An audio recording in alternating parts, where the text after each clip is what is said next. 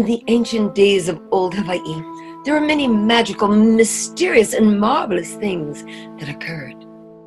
There lived, back in those ancient times, a man named Kamanu. He was ui, very handsome, akamai, smart as a whip, ikaika, strong, and olu olu, kind. Kamanu took good care of his ohana. He knew he had to malama them, so he went to his lo'ikalo every day and worked hard to grow beautiful kalo. He went to the kai and caught many i'a to feed his family. But his favorite thing to do was to go to the kahavai, to the river, and all the way up to the vailele, catching as he went hihivai. It's like the opihi, but of the river, and opai, shrimps so delicious to crunch and eat. He liked to go to the vailele all the way up to the waterfall because there lived a beautiful mo'owahine, a beautiful mermaid. She often came out and sat on a big flat pohaku right under the waterfall and combed her long ehu hair. Her lawoho, her hair was red. Well, Kamanu and the mo'owahine became good friends, and they enjoyed many wonderful times, laughing and joking and talking story. Until finally one day, the mo'owahine told Kamanu, Kamanu, I have fallen in love with you. I want to marry you and you to be my kane. Come, I will show you where we could live. And she took Kamanu's hand and brought him to the entrance to the cave. And then down, down, down, down they went, below the river, below the earth, to a beautiful cave that the mo'owahine had made into a lovely home. Oh, Kamanu was happy. The walls were covered with shining shells. The mo'owahine took good care of him. She fed him everything he liked to eat. She had fresh kapa for him every day. And they spent hours enjoying themselves.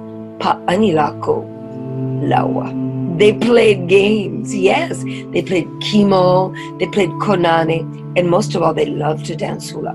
They could dance hula for hours, and they'd like to chant to one another. They made up chants together.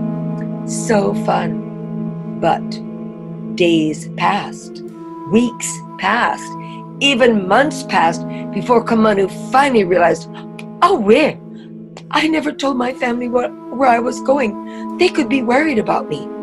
Ho, the mo'owahine said, I, Kamanu, your ohana could be worried. Kamanu said, I must go. Please, I must leave our little self-quarantine where we've been for all these months and go and visit my family.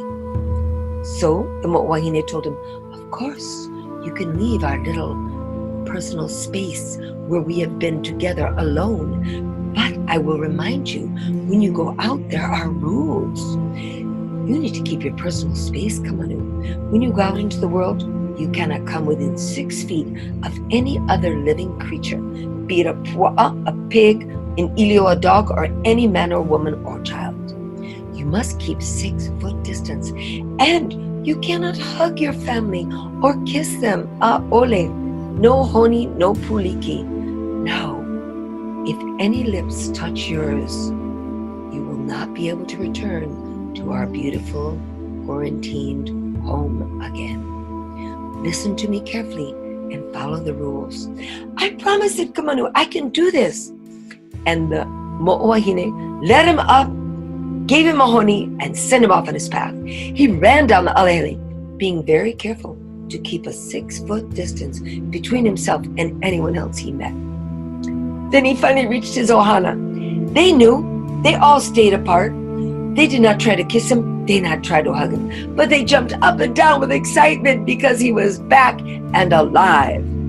Only his little Ilio, his beloved dog, came running up, jumped into his arms, and gave him a big, fat, juicy kiss right on his face.